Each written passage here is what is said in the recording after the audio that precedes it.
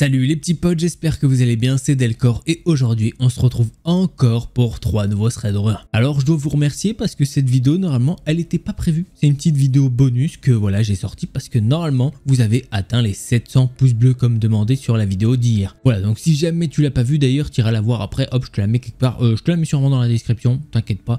Bref, il y a eu 3 vidéos qui sont sorties cette semaine, donc lundi, mardi, mercredi pour l'instant. Petite vidéo bonus pour celle-ci parce que je vous remercie.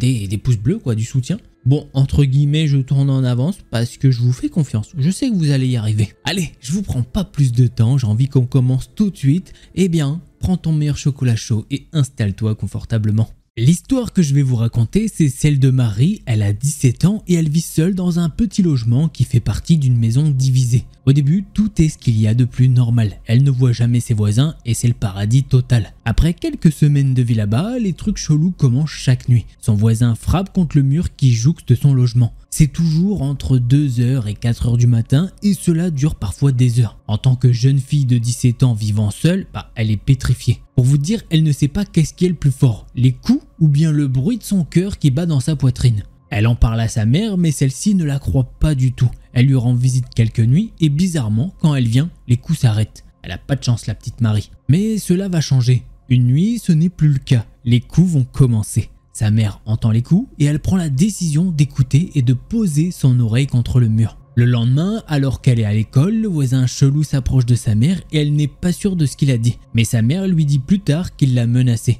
Il veut littéralement la buter. Voilà, le contexte il est posé. Au cours des semaines suivantes, elle est tranquillement sur son téléphone, posée dans son canapé, mais cette fois-ci chez sa mère, car elle a peur d'être seule chez elle. Elle ne retourne chez elle que pour récupérer des affaires ici et là. Et à chaque fois qu'elle y va, la porte est fracturée. Au total, elle a été fracturée 8 fois avant qu'elle parvienne à rompre ce bail. Il s'introduit chez elle, il n'a jamais rien volé. Elle signale cela et la police conclut que c'est lui qui est entré par effraction et qu'il fume rapidement simplement dans un coin de son salon. Après environ 5 semaines de combat acharné auprès du bailleur, elle réussit à rompre le bail et à sortir ses affaires de là. Autant vous dire que le dernier déménagement a été le plus dur, puisqu'il est venu les voir pendant qu'elles emballaient des affaires et il leur a clairement fait comprendre qu'il n'accepterait jamais d'avoir des voisins. Il a dit à Marie que si elle n'avait pas décidé de partir, il serait rentré par effraction à la nuit et l'aurait vidé de son sang. Tout ça en la regardant se vider de son sang, en sirotant tranquillement une petite bière en étant assis. Et bien évidemment que ce soit les agents immobiliers ou bien le propriétaire, ils en ont rien à foutre. Elle reste donc sans abri entre guillemets pour le reste de l'année. Elle reste chez sa mère. Il n'a jamais été accusé de quoi que ce soit. Voilà, autant vous dire que depuis ça, elle n'arrive plus trop à dormir seule, c'est bizarre. Voilà, premier thread d'horreur, il va vite, mais voisin très chelou, c'est pour ça d'ailleurs, je pense que la PP, enfin la miniature, je l'ai inspiré de ça un petit peu. Je sais pas si vous aimez les miniatures d'ailleurs en ce moment, dites-le moi.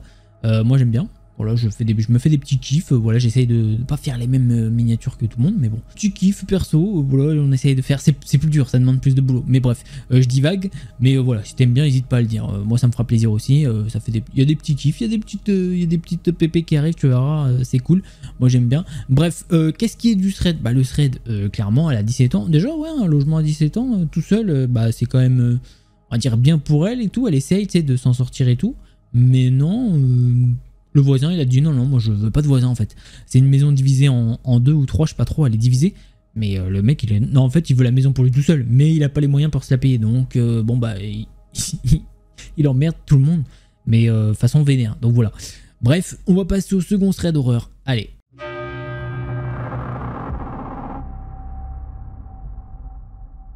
Alors juste avant de commencer ce thread d'horreur, regardez qui c'est que j'ai là. Oh lolo, c'est quoi ça? C'est qui?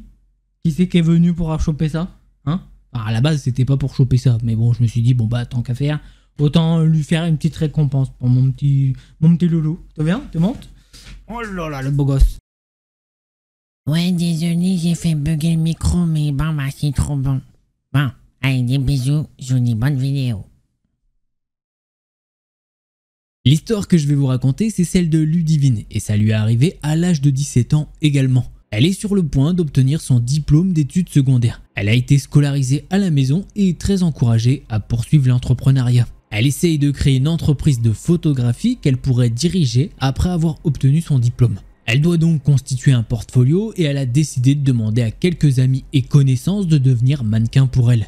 Elle a demandé à une fille avec qui elle avait travaillé si elle et son mari aimeraient modéliser une petite séance de couple pour elle. Bon, ce serait gagnant-gagnant, comme ça eux recevraient des photos gratuites et elle pourrait les ajouter à son site web. Comme ça fait des petits exemples sur le site web tranquillement, pour voir ce qu'elle sait faire.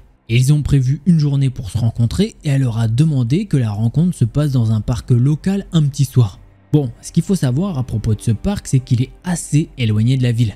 Dans le parc, il y a quand même des terrains de football, des terrains de baseball, un terrain de golf et des sentiers pédestres. Là où elle doit les rencontrer, c'est sur un grand terrain mais assez isolé. La seule maison avec vue sur le parc, c'est la maison de la gardienne située juste en face de l'entrée. Sachant qu'à moins d'un événement ou d'un week-end, il n'y a généralement pas beaucoup de monde là-dedans.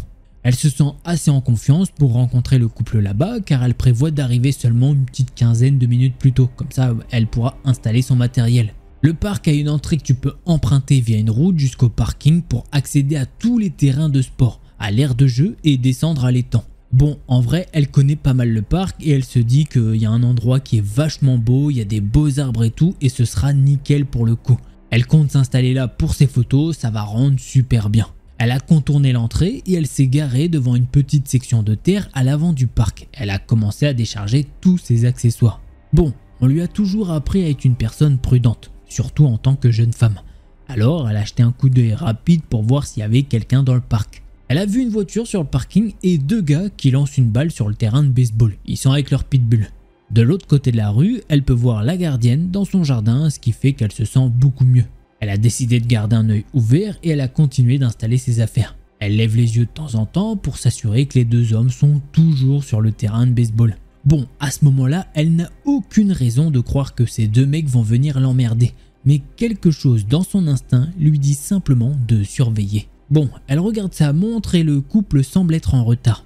Après ça, elle a terminé toute son installation et elle a levé les yeux pour vérifier les deux gars. Et à sa grande horreur, ils étaient partis. Pourtant, la voiture est toujours là, mais les hommes et le chien ne sont en vue nulle part. Devant elle, il y a une petite colline qui bloque une partie de l'entrée du parc. Alors elle pense qu'ils viennent peut-être de décider de parcourir l'un des sentiers naturels. Mais encore une fois, ce sentiment dans son instinct lui dit qu'il y a quelque chose qui va pas. Elle regarde la maison de la gardienne et elle peut voir que celle-ci est maintenant chez elle. Elle se dit ça sent pas bon et elle commence à remballer toutes ses affaires dans la voiture. Pour vous dire, elle a même pas pu tout remettre rapidement dans la voiture. Alors elle a juste attrapé son équipement photo qui vaut très cher et elle a sauté dans sa voiture. Elle a verrouillé les portes, mis le contact et elle a sorti son téléphone. Dès qu'elle s'est installée dans sa voiture, elle a vu les deux gars traverser la colline avec leur chien. Elle a senti ses tripes se fondre dans la panique. Faut comprendre qu'il n'y a aucune raison pour eux normalement de venir là où elle était. C'est littéralement juste une cour ouverte et herbeuse. Si le chien il a besoin de se vider, il y a beaucoup de place pour cela à la lisière du bois,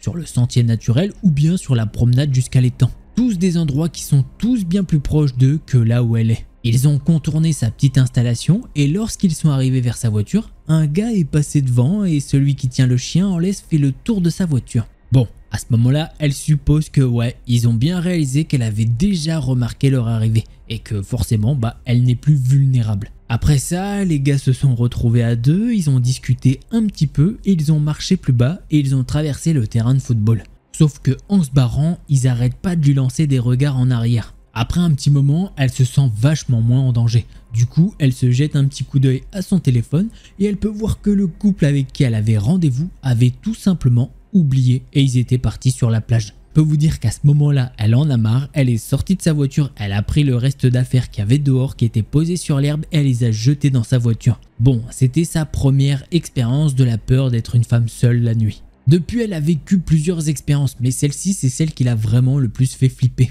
Bon, effectivement, j'en connais dans les commentaires, ils me disent mais il se passe rien, nanani. Il se passe rien pour toi, certes, effectivement, physiquement, il s'est rien passé. Psychologiquement, tu peux être dans la tête de la femme. Moi, elle se dit, imagine, ils viennent, ils sont à deux, ils ont un pitbull, je fais quoi? Qu'est-ce que je fais? Je suis pas Mike Tyson, je peux pas les défoncer les deux, plus le chien, c'est un pitbull, qu'est-ce que tu veux faire? Forcément, elle est venue se mettre à l'abri dans sa voiture et elle a bien fait, tu vois, parce que ils sont bizarres.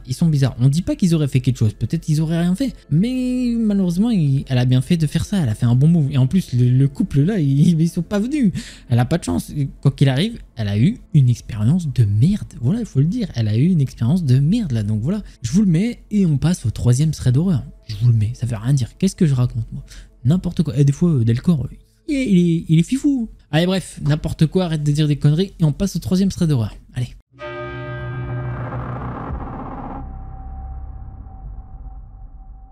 Alors juste avant qu'on commence ce troisième thread d'horreur, si tu aimes la vidéo, n'hésite pas à me le faire savoir avec un pouce bleu et un abonnement si tu ne l'étais pas déjà. Abonné, je veux dire. Allez, on reprend les histoires. L'histoire que je vais vous raconter, c'est celle d'Hector. Et récemment, il a lu un article sur une rencontre effrayante avec quelqu'un dans une laverie automatique. Et ça lui a rappelé de force sa propre rencontre terrifiante. Et c'est aujourd'hui ce qu'il va nous partager et ce que je vais faire également. C'était il y a un petit peu plus de 15 ans. Il vient d'obtenir son diplôme universitaire et il a trouvé un appartement tout seul en dehors du campus. Un soir, il doit laver ses draps et il est descendu dans la petite laverie d'un immeuble pas trop loin. C'est dans un bâtiment qui se trouve au centre d'un groupe d'immeubles d'appartements pas trop loin de son propre immeuble. Il a l'habitude de faire sa lessive sur le campus parce que de 1, c'est moins cher et qu'en plus de ça, il y a plus de commodité. Mais cette soirée-là, c'était une belle soirée et ça le dérangeait pas du tout de marcher. Il est dans la laverie et il met ses draps dans la machine à laver. Il peut voir qu'il y a un petit couple qui est en train de plier son linge et qu'ils sont en train de partir. Avant de partir, ils lui ont proposé de laisser la porte ouverte pour laisser entrer la brise agréable. Il a dit bah let's go, moi je suis d'accord, et il s'est retrouvé seul par une belle nuit avec le bruit blanc apaisant des machines à laver en marche. Bon, il a apporté un livre, alors il s'installe confortablement sur un banc et il commence à lire. Peu de temps après, il y a un homme qui rentre avec un petit panier et il a fermé la porte derrière lui. Le gars est assez âgé et il porte des vêtements déchirés et sales. Hector, ça le gave un peu de plus être seul, mais bon, il y pense pas trop. En vrai de vrai, il a pas envie de parler ou quoi que ce soit. Il a clairement pas envie de taper la discute alors qu'ils ne sont que tous les deux. Il se dit qu'il va ouvrir la porte dès que le gars est parti. Sauf que là, le mec pose son panier sur la table au milieu de la pièce. Il se pose sur le banc et il s'est rapproché d'Hector. Le gars a pointé du doigt le livre qu'il avait en main et il parle dans sa barbe. Bon, Hector il n'arrive pas à comprendre si c'est une autre langue ou pas. Ça ressemble un peu à de l'espagnol, mais il en est pas sûr. Parce que franchement, ce qui sort de la bouche de ce mec, c'est du charabia et des grognements. Il l'a alors regardé, il a hoché la tête et il lui a bien fait comprendre par son comportement qu'il avait vraiment pas envie d'engager une conversation avec lui. Et il retourne enfin à sa lecture. L'inconnu, quant à lui, retourne à son panier de linge et il en sort quelques vêtements. Puis enfin, il revient vers lui. Il pointe à nouveau son livre et cette fois-ci enfonçant son doigt sur les pages. Le mec recule et Hector lui dit le titre du livre, puis il se met à relire. Le truc c'est qu'il est toujours pas capable de comprendre un seul mot de ce mec. Et même s'il veut être poli en fait, il veut pas l'encourager non plus à parler. Il commence à être nerveux et il sait pas du tout quoi faire. Est-ce qu'il a besoin d'aide et est-ce qu'il doit contacter quelqu'un avec son téléphone ou quoi? Une fois de plus, l'homme retourne vers son panier à linge. Il le pousse un peu sur la table, puis enfin, il revient vers lui malheureusement. Cette fois, il se tient presque à côté de lui, se penchant sur lui alors qu'il est toujours assis sur le banc. Il lui tend la main comme s'il voulait qu'il la serre. Bon, Hector, il voudrait bien que ce mec le laisse tranquille, alors il tend la main pour lui serrer la main rapidement. Il prévoit de se lever et de partir après ça. Mais avant qu'il ne puisse faire ça, l'homme saisit sa main et avec son autre main, il la place sous les fesses d'Hector. Il est en train de tâtonner et forcément Hector il resserre un petit peu les fesses quoi, tu vois ce que je veux dire. Chose tout à fait normale, Hector il se met à crier, il se dégage de son emprise, il bondit de là et il prend le banc et il le met entre deux. L'homme commence à s'approcher de lui mais Hector il lève son téléphone et il menace d'appeler la police. Même si aujourd'hui il sait que il aurait sûrement dû le faire. L'homme lève les mains comme s'il essayait de le calmer, puis enfin il se retourne, il attrape son panier et il s'enfuit du bâtiment. Après ça, Hector il tremble si fort qu'il a failli laisser tomber son téléphone. Mais il attrape ses draps trempés dans la machine à laver et il court vers son appartement aussi vite que possible. Il verrouille la porte derrière lui et il place des meubles devant avant de s'effondrer au sol et de sangloter. Il en parle pas à ses parents, il a pas envie de leur en parler. Ils vivent à 8 heures de route et il s'inquiète déjà qu'ils vivent tout seuls. Il est encore assez jeune en vrai et il se dit que s'il leur en parle, ils vont le ramener de force chez eux. Et il sait pas pourquoi, il a pas appelé la police immédiatement. Mais heureusement, les encouragements de son copain de l'époque qui habite à 1 heure de chez lui le poussent à les appeler le lendemain. Surtout que le copain d'Hector, il lui dit qu'il est horrifié qu'il l'ait pas appelé tout de suite, juste après l'agression. Bon, il appelle la police et les policiers se présentent à son travail et lui font un interrogatoire là-bas. En gros, ils lui disent que ils ne peuvent rien faire puisqu'il n'a pas eu de pénétration complète. Et s'il veut poursuivre cette affaire, il devra prendre un avocat et déposer une plainte au poste de police. Ils lui disent également que ça servira probablement à rien, puisqu'il ne connaît pas le nom de l'homme, ni même s'il vit dans le complexe d'appartements. Ils lui disent de découvrir tout ça, et que une fois qu'il aura fait ça, il pourra déposer un rapport. Mais à part ça, bah ils lui disent qu'ils peuvent rien faire. De leur côté, c'est mort. En entendant ça, Hector il est sidéré et il leur dit mais c'est tout, et si jamais il revient, et si jamais il fait ça à quelqu'un d'autre, qu'est-ce qu'on fait? Ils lui disent c'est simple, si ça se reproduit, bah vous nous appelez. Alors Hector il a commencé à essayer d'enquêter de son côté et il a découvert des petits trucs. Ce gars-là, c'est probablement un mec qui est hébergé par quelqu'un et ce vieux chelou n'a même pas de pièce d'identité. Il ne paye pas de loyer, donc son nom ne figure sur aucun papier. Les gens lui disent que normalement, il est chaperonné par quelqu'un, mais apparemment, bah, ce gars-là ne fait pas bien son boulot. Personne ne peut lui donner le nom de ce gars, donc lui-même ne peut pas le donner à la police. Il donne alors un préavis de 30 jours et va trouver un autre endroit où vivre. Avec le recul, il est juste consterné par la façon dont il a été traité par la police. Ils ne sont même pas préoccupés par ce gars qui rôde. Ils s'inquiètent de savoir pourquoi lui était seul et ils lui disent que clairement en fait bah limite c'était de sa faute. Hector nous dit que c'était vraiment humiliant, d'autant plus que son patron a entendu chaque mot de l'interrogatoire. Alors il nous dit que bah parfois quand vous vous dites mais pourquoi le gars il contacte pas la police, eh bien c'est sûrement pour ça. Voilà, parce que parfois les policiers ne font pas leur travail. Et voilà, c'est comme ça que se termine ce thread d'horreur. Bah effectivement parfois on voit que la police ne veut pas aller plus loin, donc comme ils le disent après c'est malheureusement il n'y a pas eu de peiné plus loin etc. Donc est-ce que malheureusement il y a eu agression, donc est-ce que par exemple les policiers pourraient juste essayer de dire bon ok on va faire un tour dans le quartier etc. Tu sais, rassurer la personne, il y a aussi un travail psychologique à faire dans la police, tu vois, essayer de rassurer la victime, tu vois, même si des fois tu sais qu'ils vont rien faire, mais se sentir soutenu ça aide de fou, tu vois. Même ils te disent viens, t'inquiète, on fera un tour du quartier. Tu vas te sentir mieux, tu seras toi-même, tu vas être alerte un petit peu sur ce qui se passe, mais au moins tu te diras ah la police elle essaye, tu vois, des choses comme ça. Et je sais pas, mais des fois les policiers, ça c'est pas la pire enquête, hein. Des fois on a déjà eu des enquêtes où les policiers vraiment ils se foutent littéralement de la personne. Enfin quoique là ils lui disent c'est un peu de ta faute. Donc voilà. Bref, c'est lunaire, c'est comme ça, mais heureusement parfois bah il y en a qui font leur boulot et ça c'est plutôt cool.